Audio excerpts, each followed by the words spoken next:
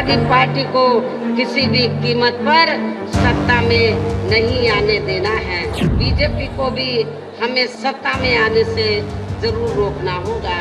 औरैया की चुनावी जनसभा में बीएसपी अध्यक्ष मायावती ने विरोधियों पर प्रहार करने में कोई कसर नहीं छोड़ी, लेकिन उनके निशाने पर सबसे पहले रहे अखिलेश यादव और उनकी पिछली सरकार। समाजवादी पार्टी को लेकर मायावती के तेवर सख्त रहे, तो वहीं कांग्रेस को उन्होंने दलित विरोधी पार्टी करार दिया। कांग्रेस पर दलित महापुरुषों को सम्मान न देने के आरोप लगाते हुए मायावती ने कहा कि चुनाव के वक्त कांग्रेस दलित हितैषी होने का ड्रामा करती है।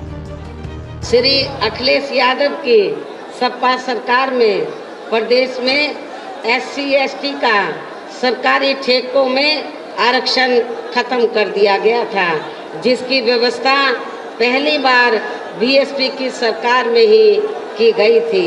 सरकारी भूमि आवंटन में SC/ST को मिलने वाली प्राथमिकता को खत्म कर दिया गया, जिन्हें मद्देनजर रखते हुए अब इन वर्गों को इस चुनाव में ऐसी समाजवादी पार्टी को किसी भी कीमत पर सत्ता में नहीं आने देना है। समाजवादी पार्टी और कांग्रेस के बाद बीएसपी अध्यक्ष ने बीजेपी और आरएसएस को भी निशाने पर लिया।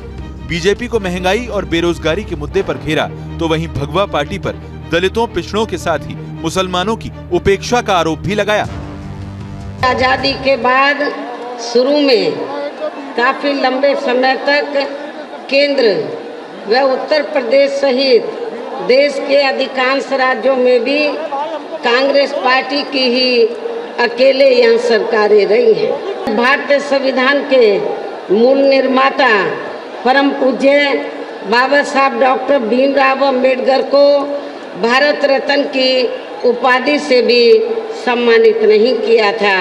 आरक्षण संबंधी मंडल कमीशन की रिपोर्ट को भी लागू किया था, जिसे फिर बीएसपी ने अपने कड़े संघर्ष व अथक प्रयासों से केंद्र में रही श्री VP सिंह की सरकार से ही लागू कराया था।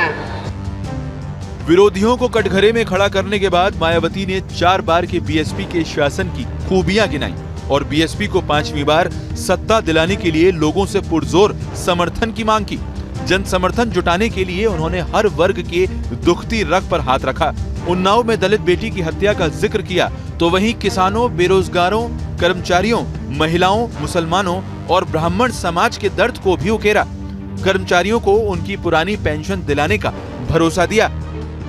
भारतीय जनता पार्टी सरकार की भी नीतियां व कार्यशैली अधिकांश यहाँ जातिवादी, पूंजीवादी एवं आरएसएस के संकीर्ण एजेंडे को ही लागू करने पर टिकी रही है।